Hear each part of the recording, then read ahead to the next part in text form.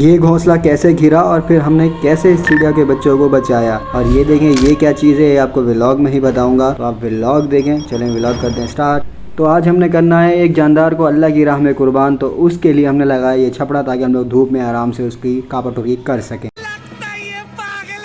अरे भाई कुछ गलत मत समझ लेना, ये मेरी प्यारी सी भतीजी है और इसका आज है हकीका। तो इस हकीके के लिए हमने ये लाया था बकरा और इस बकरे को हमने अल्हम्दुलिल्लाह ज़िबा किया। और ज़िबा करने के बाद इसका सारा मटेरियल यहाँ पड़ा हुआ है, निकाल के बाहर रख देते हैं। और ये इसके मतलब जो गोश्त निकलता है इसको अंदर हम लोग कमरे में ले जाते हैं, मतलब बाहर जो सहन था वहाँ ले जाते हैं जहाँ हमने सेटिंग बनाई हुई थी बैठने की। तो इसके ये देखें ये क्या चीज़ है, आप इसका नाम खुद कमेंट बॉक्स में बताइएगा, मैं नहीं बता रहा। तो फिर उसके बाद मैं चला जाता हूँ रिश्तेदारों के वहाँ से लेटे में सामान वामान ले आता हूँ, काफ़ी मेहमान आने वाले हैं तो रेंट का लेना नहीं है। तो फिर उसके थोड़ी देर बाद फिर मैं अपने घर आ जाता हूँ, यहाँ पे कापाटोरी करके आके गोश्त तुलवा वगैरह के आ जाता हूँ कितना होता है। उसके बाद यहाँ हम लोग सारे सहन की सफाई मारते हैं, सफाई मारने का थोड़ी सी शोखी मारता हूँ। शोखी मारने के बाद मेरे कुछ कज़न आ जाते हैं, उनमें ये बच्ची होती है मेरी भांजी है भाई, ये बड़ी मस्तियाँ कर रही होती है और हाथ में नहीं आती। इसको मैं ले जाता हूँ ताकि जो चीज़ वगैरह दिलाता हूँ, यहाँ से इसको बोरी भर चीज़ दिलाता हूँ क्योंकि ये ऐसे हाथ आती ही नहीं है, झगड़ती है। इसके बाद चला जाता हूँ फिर बाहर और जा ही रहा हूँ तो फिर ये होता है वाकया, छोटा सा वाकया ये होता है कि यहाँ पे जैसे ही जाता हूँ यहाँ पे चिड़िया का बच्चे का एक घोंसला होता है, वो घिरा हुआ होता है रोड के ऊपर। तो ये रहा चिड़िया का घोंसला और जहाँ से घिरा, अचानक से हवा तेज आई फिर घिर गया। तो बच्चों से मैंने फटाफट से पकड़ा और बच्चों ने भी यहाँ से काफ़ी सारे 3-4 चिड़ियों के बच्चे थे जो घूम रहे थे, वरना मर जाते हैं यहाँ पे। गर्मी भी बहुत तेज़ है। तो यहाँ पे नबील भाई आते हैं तो ये उठा के सारे उन बच्चों को बड़े तरीके से प्यार से यहाँ पे रख देते हैं। और ये देखें चिड़िया की मम्मा ऊपर बैठ के वहाँ देख रही होती है